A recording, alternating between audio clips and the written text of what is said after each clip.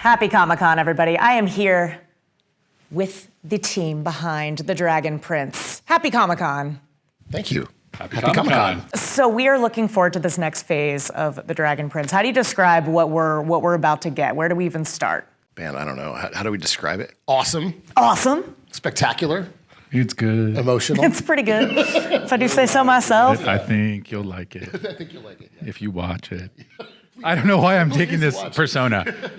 No, it's an evolution, right? So the show this is going after our panel, right? Yes. Okay. Yeah, the show's evolving. There's a time skip, as you know.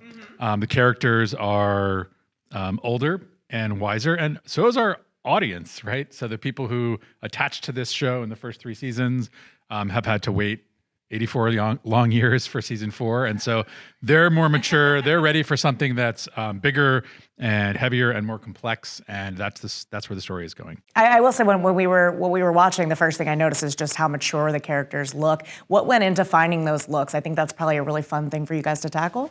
So yeah, we have an amazing artist on staff that designed a lot of the characters in season 1 through 3. CT Chrysler, Caleb, he's awesome, and him and the team at Bardell sort of dug in and Hannah and Dorothy, yeah, started looking. We have amazing character designers. Edison, we always have to say that because we're constantly walking around like, oh my god, like, wow, like yeah. And so they dug in and started looking at. We started getting these designs back, and it was like, oh my god, like they're all so good. Like, how are we going to pick? But it was a lot of it was talking to CT was be like, and Dorothy and Hannah would be like, well, what's the essence of what made them that, right? Like that thing that everybody recognizes, and let's make sure we keep that. Yeah, and it's such a fun opportunity. I mean, I remember way back when on Avatar: The Last Airbender, the show but like even like giving Zuko a haircut, right? Was like animation didn't do that. The characters all had to be the same after every episode. Yeah. So like those little changes we were able to make that showed the characters were progressing, things were changing.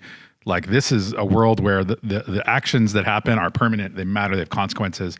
And seeing that in the characters changing was great, and that's fun here too. Yeah, it's like that gag from like old cartoons where they open their closet and they have the exact same outfit like 40 times. Yeah, exactly. And it's like I've seen that a lot in shows. Like I think one of my pointer references is Star Wars Rebels. Like every year they would change the characters, and then people would cosplay as the new characters. Have you seen any cosplayers around? Oh yeah. Yeah. So much. Yeah. The cosplayers are amazing, and like I can't wait to go to the panel this afternoon and see even more of them. So. And you see like Amaya cosplayers who learn sign language, and who know those who know sign language. But it's amazing what people do to like embrace the character authentically. It's incredible. Has anyone? I don't know if there's any images from the new season. Has anyone already tackled? No, there's nothing new yet. Okay, so. Actually, that's not true. There might be one Kareem. I may have seen a Kareem online because we have shown those images, but otherwise, yeah.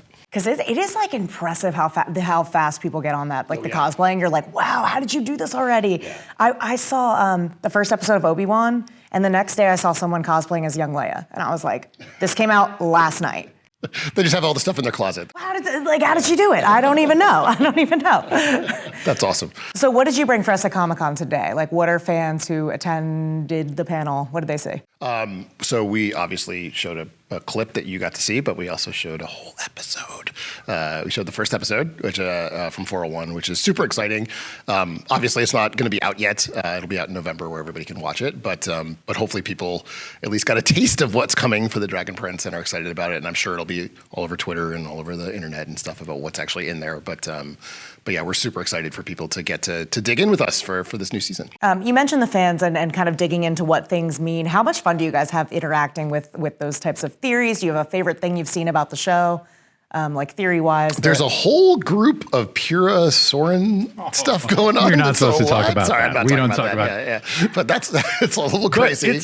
But it's clear, like, and you'll see this in the coming seasons, like having kind of feared and in a way hated dragons, Soren has become someone who has a liking for dragons and gets along with them and can do dragon comedy and stuff like that. Can do dragon stand-up. Yeah, exactly.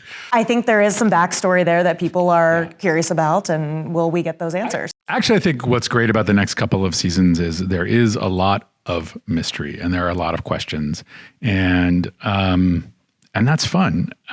I know I'm going back to my original thesis, which was you'll like it. I think it's good.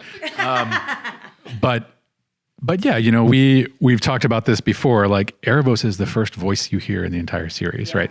We don't see him in season 1, but Viren is obsessed with the mirror that is a portal to seeing him. He's kind of introduced slowly and carefully, and now he's becoming much more active in what's happening.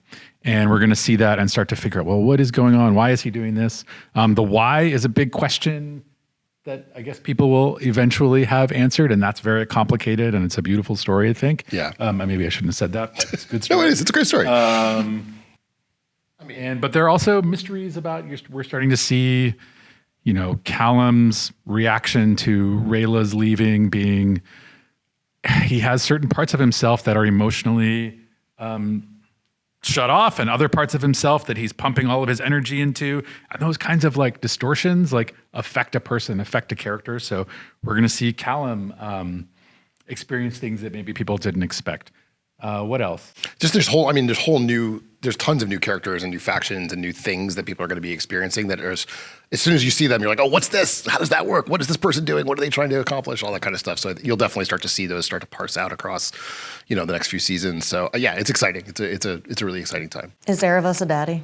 I mean, he's a hot daddy. Yeah, that's a daddy. That's a good answer. Yeah. Not is he a father? Is he a daddy? Yeah. Very different questions. Yeah. You mentioned working on, the next various seasons. You're working on seasons 5 through 7 at this point? 4 through 7. 4 through 7. 4 through 7. 4 through Yes. 7. Yeah. What is your overall plan for the show? Do you know what the end point is? We do. Yeah. Is that with 7 or is that beyond that? So stories are complicated things. Yes, of course. The Dragon Prince saga has a very specific endpoint at 7. But also, we have a big story in our brains. Yeah. The world of Zadia will live no matter what, I think is part of it. But yes, there's a definitive story. The Dragon Prince saga goes to the end of season 7. Yeah. If you could say one word to describe the new season, what would you say? Blanc? I think that's a word. It's good. No, it's good. It's good. It's great. It's super good. It's moving. It moves significantly forward. I mean, I think it pushes the characters. It pushes the world. It pushes all of the stuff forward. Yeah. Yeah. It requires a readjustment initially, but I think it's energizing to be like, oh, that's where they are. Oh, that's what's happening. I don't think I think it's a good thing. I agree. There's change. Yes, change. How did you just decide to do the time jump? I think we knew. I mean, we did know at the end of season 3 that there was technically, as Aaron likes to say, there's no time jump because we actually showed you. Season 3 ends 2 years in the future. Just no one knew it. No one knew it. I think we hadn't exactly pinned down how long it was going to be, but we knew it was significant. And then pretty quickly, as we started breaking season 4, it became obvious what the answer was going to be.